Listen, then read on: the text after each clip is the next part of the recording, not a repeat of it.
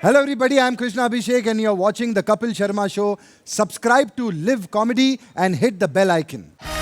आज हमारे बीच Raza sir, Sayaji sir, Govind sir हैं और मैं अपने दर्शकों को बता दूं कि ये निहायत ही शरीफ इंसान है। एक्चुअली क्या आप तीनों को एक साथ देख के ना लोगों को लग रहा था शायद आप सोनी टीवी लूटने आए हैं, क्योंकि आपने किरदार ही ऐसे किए ना सर। बहुत जोरदार तालियां हो जाएं हमारे मेहमानों के लिए। सर ये कॉम्प्लीमेंट है आपके लिए, क्योंकि आपने किरदार ऐसे निभाए। पता है देश के बड़े सारे शहरों में ये अफवाह है कि आप सब्जी लेने जाते हैं तो वो आपको हफ्ता दे देते हैं डर के मारे। मेरे को तो आप ऐसे देख रहे हैं, मुझे लगता है मुझे ना उठा लें कहीं। मैं आपसे भी हफ्ता एक्सपेक्ट कर सकता हूँ। ओए होए क्या आवाज है।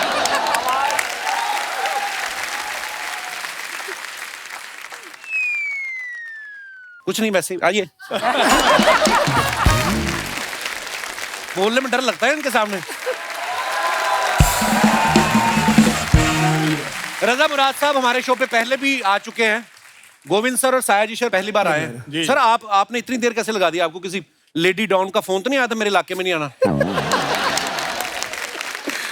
नहीं ऐसे नहीं, वो 2-3 बार आने का चांस था लेकिन वो डेट का कुछ हुआ नहीं।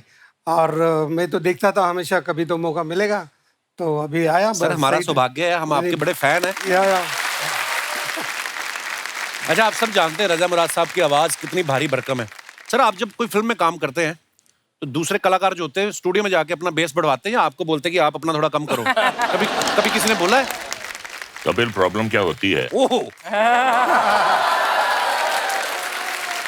बात सिर्फ काम करने की नहीं होती है, सेट की नहीं होती है। जब एयरपोर्ट जाता हूं जी और सिर्फ हैंड बैगेज होता है जी तो वो कहते हैं कि आपको एक्सेस बैगेज देना पड़ेगा। क्यों क्यों देना पड़ेगा? कहते हैं आपकी इतनी भारी आवाज है, इसका एक्सेस बैगेज। आप वहां भी प्रॉब्लम होती है भाई। वाह, एक्चुअली छोटी मोटी कंपनी के जनरेटर की आवाज इतनी भारी नहीं होती जितनी रजा मुराद साहब की है। मतलब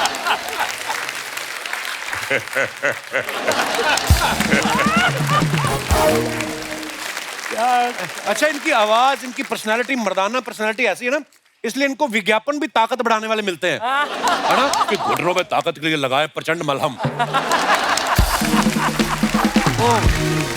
अच्छा कपिल जी सर। तुम्हें एक कॉम्प्लीमेंट देना चाहूंगा।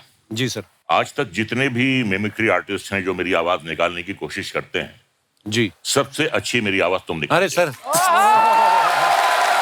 हम तो ऐसे ही हंसी मजाक में, पर एक हमेशा तुम डायलॉग बोलते हो, वो रोमा देवी वाला क्या है वो हमेशा बोलते हो, वो आपने सुना है? सुना please. I I Roma Devi. Sir नहीं निकल सकती। अब ऐसा है, एक जमाना होता था जब हम कहते थे आइए आइए रोमा देवी। अब वो जमाना आ गया है, रोमा देवी आती भी हैं तो मैं कहता हूँ जाइए जाइए रोमा देवी। मुझे कभी कभी लगता है कि रजा सर को विलन बनना ही था, डेस्टिनी में ही था, क्योंकि ये जहाँ पे इनका जन्म हुआ है वहाँ का चक्कू बड़ा फेमस है, रामपुरी चक्कू। तो ये रामपुर में जन्म हुआ है इनका। और रजा सर के पिताजी मुराद साहब बहुत ही बेहतरीन अदाकार रहे हैं। उनके अलावा मुगले आजम और पाकीज़ा फिल्म के राइटर अमानुल्लाह खान साहब जो हैं वो इनके अंकल हैं। सर आपके घर में इतना टैलेंट है, जब आप नए नए ऑडिशन देने आए, मतलब मुंबई आए, तो आप उनसे स्क्रिप्ट वगैरह लिखा के लाते थे कि अपनी तरफ से कुछ बोलते थे? नहीं, ऐसा है कि जबान दराज तो शुरू से हूं मैं, तो उसके लिए किसी की मदद की जरूरत नहीं पड़ती है। वाह। आपने एक बात कही है तो मैं एक वाकया आपको सुनाना चाहता हूं। कई बार किसी के मुंह से गलती से कोई शब्द निकल जाता है और वही बात सच्ची हो जाती है। तो जब मैं पैदा हुआ 3 बहनों के बाद, तो डॉक्टर भागा भागा आया मेरे वालिद साहब के पास कि मुबारक हो, आपके यहाँ गुंडा, सॉरी आपके यहाँ मुंडा पैदा हुआ। तो गलती से उसके मुंह से गुंडा निकल गया, जो बाद में बात सच साबित हुई। अब जैसी पर्सनैलिटी होगी, जैसी शक्ल होगी, जैसी नियत होगी, अब हमें भाई साधु संत महात्मा के तो रोल मिलेंगे नहीं, जैसी शक्ल वैसा रोल मिलता है। तो ठीक है, कोई बात नहीं। रजा तुम ऐसे ही बोल रहे हो, मैंने रजा के साथ काम किया, हम दोनों एक भयंकर सी फिल्म थी उसमें काम किया था रजा ने, याद है, गांधीनगर में। आप दोनों एक साथ हो गए तो फिल्म तो भयंकर ही होगी। और ये जैसे तुमने कहा था अपने इंट्रोडक्शन में, निहायत ही शरीफ इंसान है, ऐसे Yeah, of अपने course. आप को बदनाम क्यों कर रहे हो यार? तुम बहुत ही अच्छे इंसान। बदनाम होंगे तो क्या नाम ना होगा? गोविंद सर को आप सब जानते हैं, इन्होंने बड़े ही खतरनाक किरदार निभाए हैं। डेविड धवन साहब की फिल्म थी शोला और शबनम, जिससे इन्होंने शुरुआत की थी, और इतना बेहतरीन करप्ट पुलिस वाले का किरदार इन्होंने किया था। सर, जब फिल्मों में नए नए आते हैं तो आप सोच के आए थे कि मुझे विलन बनना है, कि या आपने पोर्टफोलियो हीरो वाला की पहले वैसे वाले पोज भी खिंचाए थे? मैं सोच के ही आया था विलन बनने का ही? नहीं, उसके पीछे एक वजह थी। जी। मेरी ऑब्जर्वेशन थी कि हिंदी फिल्मों में सिर्फ 3 किरदार ही मेन होते हैं, जी। हीरो, हीरोइन और विलन। हाँ। तो मैं मेन किरदार में ही आना चाहता था, सो मेरे पास और कोई ऑप्शन था ही नहीं। हीरो बन नहीं सकता था, एज हो गई थी, और हीरोइन वो भी नहीं बन सकते थे। सो विलन ही मेरे हिस्से था, और बाय चॉइस मैंने विलन के कैरेक्टर्स किए। पर क्या खतरनाक किरदार किए। हालांकि रियल लाइफ में ये इतने सभ्य और इतने शरीफ इंसान है, आप देखो जब किरदार निभाते तो लगता है कि सच्ची में ऐसे होंगे। सर, आपने वैसे मैंने देखा वो 25-30 फिल्मों में शायद आपने पुलिस वाले का किरदार निभाया होगा। कई लोग तो ये भी बोलते हैं आपको पेंशन भी आती है पुलिस डिपार्टमेंट की तरफ से।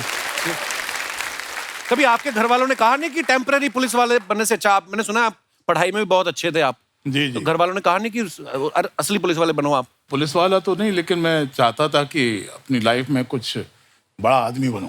अच्छा जी। मैं सागर में पैदा हुआ, अच्छा जी। मध्य प्रदेश में। जी। तो सागर से दिल्ली चला गया और दिल्ली में पढ़ाई की, और उसी दौरान पे नेशनल स्कूल ऑफ ड्रामा में अच्छा जी। मेरा एडमिशन हो गया। सो बड़ा आदमी तो पता नहीं क्या, अभी मैं क्या बनाऊं मुझे मालूम नहीं। बहुत बहुत सर, आप इतने कमाल के अदाकार हैं। लेकिन अभी जो मैं महसूस करता हूँ, बहुत लोगों का सम्मान, बहुत प्यार मुझे मिला है, इससे ज़्यादा और क्या चाहिए। क्या बात है सर, यही सबसे बड़ी बात है। साया जी सर को आपने बहुत अलग अलग लैंग्वेज की फिल्मों में देखा होगा, हिंदी फिल्मों के अलावा मराठी फिल्म में, तेलुगु, तमिल, कन्नड़, मलयालम, इंग्लिश, गुजराती। सर, आपकी लैंग्वेज पे पकड़ अच्छी है या धमकाते हैं कास्टिंग डायरेक्टर को आप? सीरियसली? क्या मैं 20 साल थिएटर किया है, तो थिएटर में बहुत रिहर्सल होता है, समझने के बाद काम करते हैं। तो जब मैं दूसरे लैंग्वेज में गया तो मैं प्रॉम्प्टिंग से काम नहीं कर सकता था। अच्छा जी। तो मैंने वो पूरा लिखना शुरू किया मराठी में। अच्छा जी। क्योंकि मैं मानता हूँ कि मदर टंग, ये जो अपनी माँ की भाषा होती है, वो सबसे बड़ी लैंग्वेज होती है, उसके बाद बाकी दूसरी भाषा होती है। तो मैं सब लिख के लेता था और फिर याद करता था। फिर पहले फिल्म से मैं डबिंग भी करना शुरू किया और काम भी करना शुरू किया। तो मेरे को वो टेक्निक आ गया कि पहले लिखना, याद करना, फिर काम करना। वाह, क्या बात। अच्छा, शूल फिल्म सबने देखी है, उसमें जो आपने किरदार निभाया सर इतना मजेदार था, और वो आपको पता आज भी है, वो सोशल मीडिया पे मीम्स चलते रहते हैं, मन में कैसे हंस सकते हैं। वो इतना भयंकर बोला इन्होंने, मतलब पूरा कैरेक्टर पूरी फिल्म में वो इतना कमाल का था। सर एक बार बताओ ना, थोड़ा सा कर दो हमारा।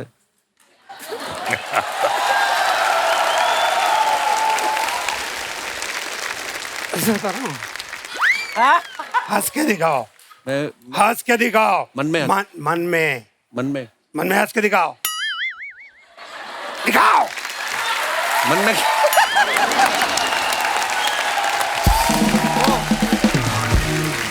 और सर, हमने ये भी सुना है कि आपका ये किरदार देखने के बाद बच्चन साहब ने, नसीर साहब ने आपको कॉम्प्लीमेंट करने के लिए फोन भी किया। हाँ, एक दिन सडनली राम गोपाल जी का फोन आया कि अमिताभ बच्चन जी आपको कॉम्प्लीमेंट देना चाहते हैं। अच्छा, तो उन्होंने बोला कि यार पावरफुल परफॉर्मेंस है, अपीयरेंसेस बहुत है, अच्छा है। तो बताने के बाद मैंने बोला ये बच्चन साहब का आवाज निकाल के कौन बात कर रहा है। वाह। तो फिर मैं चेन्नई में गया था, तो भारतीय पर फिल्म किया, उसको 100 डेज हो गए थे। अच्छा। पहली मेरी साउथ की फिल्म, उसको 100 डेज चली। तो उसके इसके लिए बच्चन जी को, साहब को बुलाने के लिए हम लोग गए थे। तो उन्होंने, जैसे मैं वो शूटिंग के पे गया, तो उन्होंने बोला ये देखो इंडिया में एक आदमी है जो मेरे आवाज पे भरोसा नहीं करता है। अब वक्त है फिल्म आजम से दूसरे अहम किरदारों को इस मंच पे आमंत्रित करने का। आप सबकी जोरदार तालियों के बीच please welcome mister Jimmy Shergill, mister Abhimanyu Singh और मिस्टर इंद्रनील सेन गुप्ता। सर आपका बहुत बहुत स्वागत है। Thank you. अच्छा, जिमी पाजी से भी हाल ही में मुलाकात हुई थी जब हम हासिल के 20 साल सेलिब्रेट कर रहे थे, और ये इंडस्ट्री के पहले ऐसे एक्टर हैं जिन्होंने मुझे कहा जल्दी मिलते हैं, और जल्दी मिल भी गए। वाकई। और इसी के साथ इनका नाम उन एक्टर्स की लिस्ट में शुमार हो गया है जिन्होंने 1 महीने में 2 बार यहाँ आके इतना बड़ा मुकाम हासिल किया। पाजी, कितनी मेहनत करनी पड़ती है इस मुकाम को हासिल करने के लिए? नहीं, मेन चीज ये है कि मुझे लगता है कि हर एक्टर को बहुत सारा लोन उठाना चाहिए। अच्छा जी। क्योंकि जितना लोन उठाओगे उतनी ज्यादा फिल्में करोगे। हाँ, चुकाने के लिए। ठीक है ना? फिर जितनी ज्यादा फिल्में करोगे उतनी रिलीज पे होंगी जी। उनकी प्रमोशन होगी जी। तो यहाँ पहुंचोगे जी। मुकाम अपने आप हासिल हो जाएगा। अरे, अर्चना जी को देखिए, हाँ। रोज बैठे होते हैं। मैंने कोई लोन नहीं उठाया Inspiration. जिमी। इनका लोन है, ये नहीं लोन लेती, धमकी से काम चल जाता है। Welcome back. आइए सर, बहुत बहुत स्वागत है आपका, विराजमान हो जाइए। अभिमन्यु भाई को मैंने देखा ये पिछले कुछ समय से ना बैक टू बैक प्रोजेक्ट कर रहे हो, सब में नेगेटिव रोल में दिखाई देते हैं। ऐसे कैरेक्टर करते करते ना कभी कभी देख लो आप, इनके मुंह पे गुस्से वाले एक्सप्रेशन होते हैं। हमारे शो में ये डिटॉक्स करने आते हैं कभी कभी कि मैं जितना नेगेटिव किरदार करता हूँ यहाँ पे हंस के मुस्कुरा के थोड़ा रिलैक्स हो जाता है। अभिमन्यु भाई, आप नेगेटिव रोल में कंफर्ट रहते हैं कि ज्यादातर ऑफर्स ही ऐसे आते हैं आपको? ऐसे ऑफर्स ही आ रहे हैं अभी तो फिलहाल। मैंने अभी आपको सेल्फी में देखा अक्षय पाजी की फिल्म में, उसमें आप हंसा भी रहे थे और नेगेटिव भी थे थोड़े से, पर वो बड़ा मजेदार किरदार किया आपने पाजी, बहुत बढ़िया था। अभिमन्यु भाई ने ना शुरुआत में अनुराग कश्यप और राम गोपाल वर्मा साहब के साथ बहुत सारी फिल्में की, तब से लेके आज तक माफिया, टेररिस्ट ऐसे किरदार करते आ रहे हैं। आपके दिमाग में नहीं कभी आया कि अगर मेरा अनुराग कश्यप के अलावा अगर मेरा आदित्य चोपड़ा के साथ उठना बैठना होता तो मैं भी कहीं स्विट्जरलैंड में कहीं रोमांस कर रहा होता हीरोइन के साथ? कभी ऐसे आता है ख्याल आपके मन में? ख्याल तो बहुत तरह के आते हैं मगर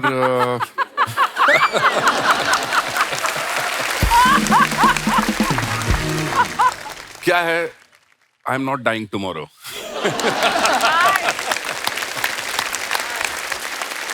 इंद्रनील साहब को आप हैंडसम मैन यहाँ पे जो विराजमान हैं, इन्होंने भी हिंदी, मराठी, बंगाली, तेलुगु में बहुत ही बेहतरीन फिल्में की हैं, जैसे कहानी, बॉस 2, चॉइसेस, डॉक्टर जी, और पिछले कुछ सालों में इन्होंने ह्यूमन, द फेम गेम और द ब्रोकन न्यूज जैसी कई बेहतरीन वेब सीरीज में काम किया, सुपर डुपर हिट।